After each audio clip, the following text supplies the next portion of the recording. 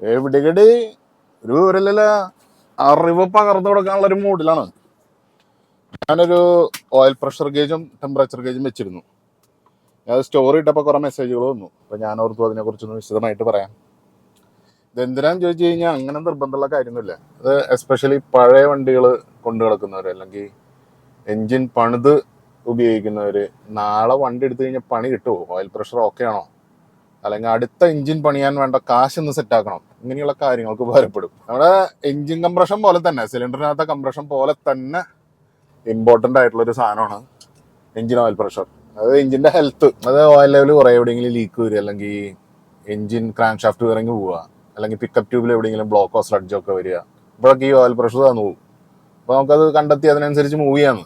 ഈ oil grade എല്ലാം തീരുമാനിക്കുന്നത് ആംബിയൻ ടെമ്പറേച്ചറിനനുസരിച്ച്. അപ്പം നമ്മൾ ഒരു ഓയിൽ ഒഴിച്ച് അത് കറക്റ്റ് ആ ടെമ്പറേച്ചറിൽ പെർഫോം ചെയ്യേണ്ടതെന്ന് ചെക്ക് ചെയ്യാൻ ഗേജിന് ഉപകാരപ്പെടും. ഓയിൽ പ്രഷർ ചെക്ക് ചെയ്യാൻ വേണ്ടിയിട്ട് നമ്മൾ ഗാരേജിൽ പോകുമ്പോൾ ഉള്ള ഒരു പ്രശ്നം എന്ന് വെച്ച് കഴിഞ്ഞാൽ, മിക്കവാറും നമ്മുടെ ഓയിൽ പ്രഷർ ടെസ്റ്റിങ്ങിൽ ഓയിൽ ടെമ്പറേച്ചർ എത്തിണ്ടാവില്ല.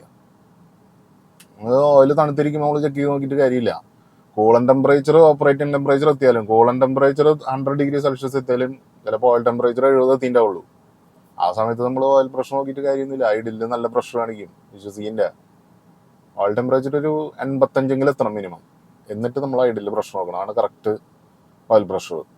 പിന്നെ ഈ പെർഫോമൻസ് ഡ്രൈവ് ചെയ്യുന്നവര്, അതായത് ഫുൾ ഓപ്പൺ ത്രോട്ടിൽ അടിക്കുന്നവര്, ഈ ഓയിൽ ടെമ്പറേച്ചർ ഒരു 85 ഡിഗ്രി എങ്കിലും എത്തിയിട്ട് അതുമ്മ കയറിയിരിക്കുന്നതായിരിക്കും ആരോഗ്യത്തിന് നല്ലത്. കാരണം എല്ലാ എഞ്ചിൻ ഓയിലിന്റെയും ഒരു ഒപ്റ്റിമൽ പെർഫോമൻസ് റേഞ്ച് എന്ന് പറയുന്ന ടെമ്പറേച്ചറാണ് ഈ 85 ഡിഗ്രി. അപ്പോൾ ഈ ടെമ്പറേച്ചർ അറിയാൻ ഇങ്ങനെ ഒരു ഗേജ് ഉണ്ടെങ്കിൽ നല്ലതാണ്. എല്ലാ വണ്ടികളിലും എഞ്ചിൻ ഓയിൽ പ്രഷറും എഞ്ചിൻ ഓയിൽ ടെമ്പറേച്ചറും ഉണ്ടാവണമെന്നൊന്നുമില്ല കേട്ടോ.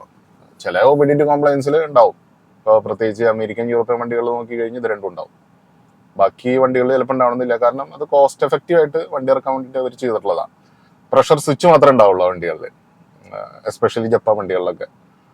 പ്രഷർ സ്വിച്ചിന്റെ ഫംഗ്ഷൻ സെയിം തന്നെയാണ്. ലൈറ്റ് വരും, പക്ഷെ ആ ലൈറ്റ് വന്നു കഴിഞ്ഞാൽ ഓൾറെഡി ഇന്റേണൽ ഡാമേജ് നടന്ന് കഴിഞ്ഞിട്ടുണ്ടാവും. നമുക്ക് പ്രിവെന്റീവ് ആയിട്ടൊന്നും ചെയ്യാനില്ല.